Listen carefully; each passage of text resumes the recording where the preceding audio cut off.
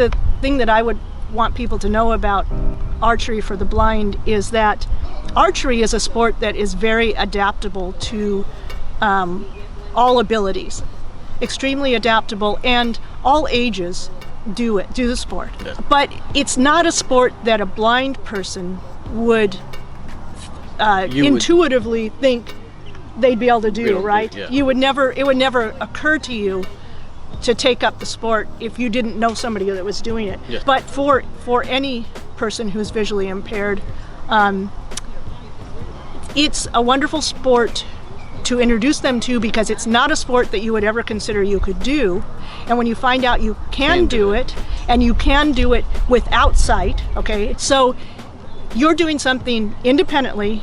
You shoot a good shot, you can own that. You can say, I shot a good shot. Exactly. I didn't do that with the help of my spotter. I shot it. Yeah. If I shot a bad shot, that's on me too, right? I got to figure out what it is, talk to my coach, but that's me. It's independent. So now the person who is doing this says, I didn't think I could ever do a sport like this, and I can do a sport like this even though I have no sight.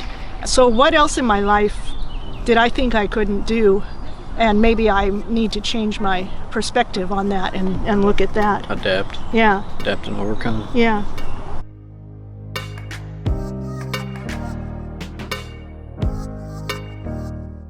My name is Janice Walth, and I am a VI1 classified visually impaired archer for the USA. I'm from Lodi, California. I'm Mark Schrand, and I'm in VI2-3 category. I'm from Arizona. I was born legally blind. I've been legally blind since birth, and as an adult, I have a progressive condition called retinitis pigmentosa, and so as an adult, I started to lose the vision that I did have. I got started back in 2004 because my husband Courtney was shooting archery. He had been shooting for a few years, and I was kind of sitting on the sidelines accompanying him to club shoots and local tournaments, and I just decided that I wanted to see what it was like to shoot a bow and hear the arrow swoosh, hit the target, just see what that experience was like.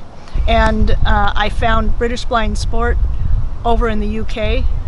They had this tactile technique that they had developed and were using internationally. It was sanctioned by IPC at the time.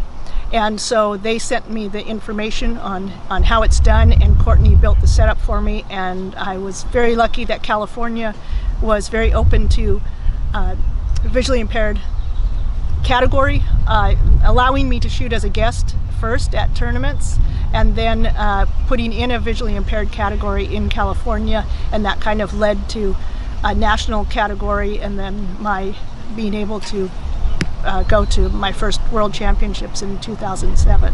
So I got into it just to see what it was like on the local level, just to have fun, and never dreamed it would take me to this point.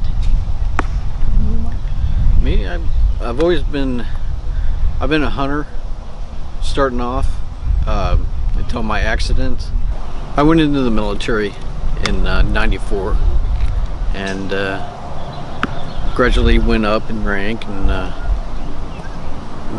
got a chance to go overseas, over to Iraq, and 2003 is when it happened. I was hit by an IED, which is a roadside bomb, and tried to save it and couldn't, and that's pretty much my story. So archery has really been a big help way back kind of for you, right? Yeah, to keep my mind off of what was actually going on, and get my head in the game, so to speak.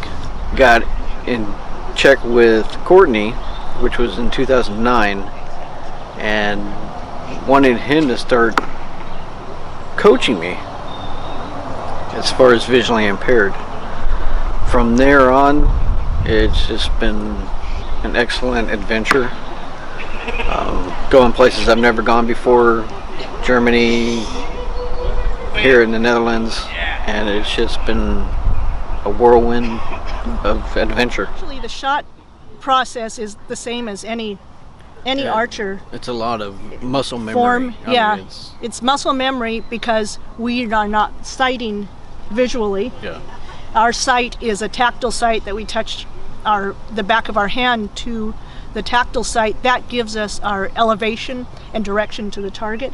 But everything else, I'd say 95% of our shot is all form, like any other archer, memory. You know, able body or not. You can shoot either compound or recurve. It's a personal choice, and the men and women shoot together.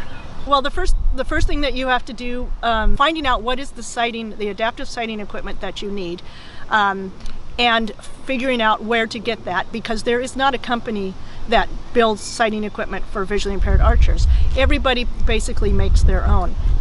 There's three things that are important about the sighting equipment. One of the things is that it's portable, because you have to be able to transport it on and off the archery range.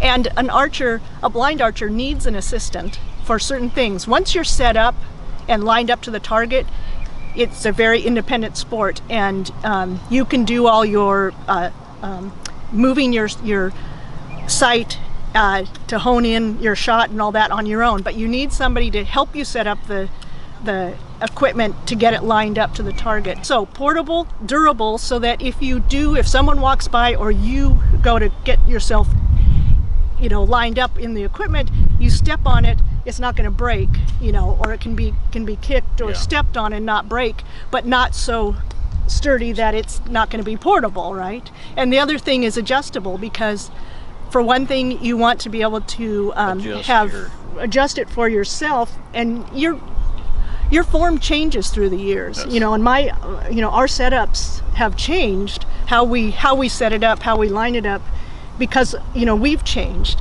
So you have to be able to adjust it, the foot, the spacing between the foot, the way you turn your feet, the sighting piece, you know, where that's located, that kind of thing. And so Courtney really is kind of proud of his, you know, how he's developed, you know, and how it's, we have many versions of it through the years, and he feels really confident in this one that we have.